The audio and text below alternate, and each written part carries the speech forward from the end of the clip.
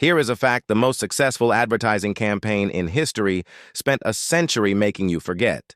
Diamonds are not rare.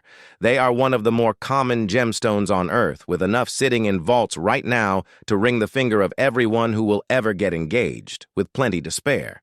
And yet a single small diamond can cost 2 months of your salary. That gap between what a diamond costs and what it actually is was not an accident.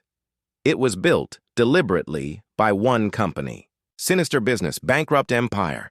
The company was De Beers, and the story begins in South Africa in the 1870s. A diamond rush had drawn thousands of prospectors to a place called Kimberley, where they dug a hole so vast it is still called the Big Hole. At first, all those independent diggers were a problem. They were pulling so many diamonds out of the ground that the price was collapsing. A young, ruthless British colonialist named Cecil Rhodes saw the opportunity. If diamonds were going to be valuable, someone had to control how many of them reached the market. By 1888, Rhodes had bought up and merged the major mines into a single company, De Beers Consolidated Mines.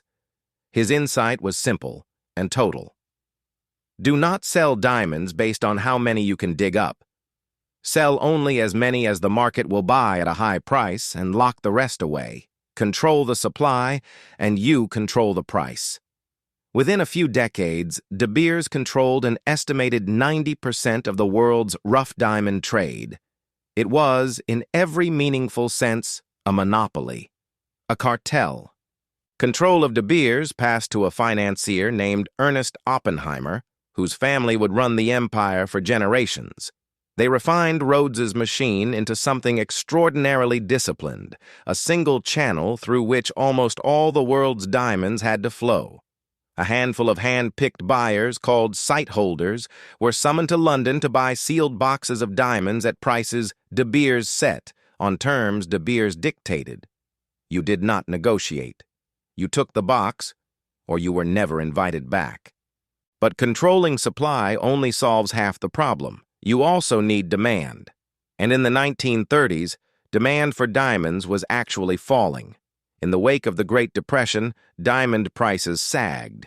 In the United States, the world's biggest potential market, the diamond engagement ring was not yet an established tradition.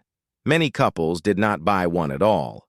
De Beers had a warehouse full of a gemstone the public did not particularly need. So in 1938, they turned to Madison Avenue. De Beers hired the advertising agency N.W. Ayer with an audacious goal, not to sell a brand of diamond because no one could tell one company's diamonds from another's. The goal was to sell the idea of the diamond itself, to make the engagement ring feel ancient, essential, non-negotiable, a thing no real proposal could happen without. They planted it in films, in magazines, in the minds of young women. And in 1947, a young copywriter named Frances Gerety, working late, scribbled 4 words: "A diamond is forever." It would be named the advertising slogan of the 20th century. Its genius was double-edged. It told you a diamond symbolized eternal love, but it also told you quietly that you must never sell it. And that second message was the most important business decision De Beers ever made. Because if no one ever resold their diamonds, the market would never be flooded with cheap second-hand stones, and the public would never discover the truth. A diamond you cannot bring yourself to sell has no observable resale price to expose how little it is really worth. It worked beyond anyone's dreams. In 1939, only about 10% of American engagement rings held a diamond. By the end of the century, it was around 80%. De Beers had manufactured a tradition and convinced generations it was timeless. They went further, inventing a rule from nothing. That a man should spend 1 month's salary on a ring, later nudged in America to 2. There is no ancient law of romance that sets the price of love at 2 months' wages. There is only an ad campaign. Whenever supply threatened to escape its control, the cartel absorbed it. When huge deposits were found in Soviet Siberia in the 50s, De Beers, headquartered in apartheid South Africa, quietly struck a deal to buy up the Soviet output and keep it off the market. When mines opened in Australia and Canada, it maneuvered to pull them in too. The commandment held for 100 years. No diamond reaches the public except through us, at our price. Holding a monopoly that tight required doing business in ways that were, in much of the world, simply illegal. In the United States, price fixing on this scale violated antitrust law. For decades, De Beers could not legally operate directly on American soil, and its executives risked arrest if they set foot in the country to do business. The company sold to Americans through intermediaries while staying, physically, just out of reach of the Department of Justice. The largest diamond seller on Earth ran its biggest market like a fugitive, and there was a darker cost than price fixing. By the 1990s, diamonds mined in African war zones, sold by rebel armies to fund unspeakable violence, were flowing into the same global supply that De Beers had spent a century controlling. They came to be called blood diamonds, or conflict diamonds. The industry that had marketed the diamond as the ultimate symbol of love was now linked, in the public mind, to severed hands and child soldiers. The pressure forced the creation of a certification system, the Kimberley process, an attempt to keep the worst stones out. It helped. It did not fully work.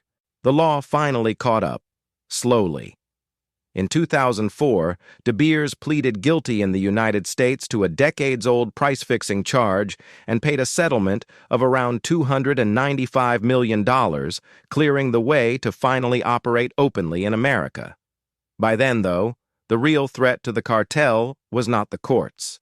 It was geology and chemistry. New mines outside De Beers's control kept opening.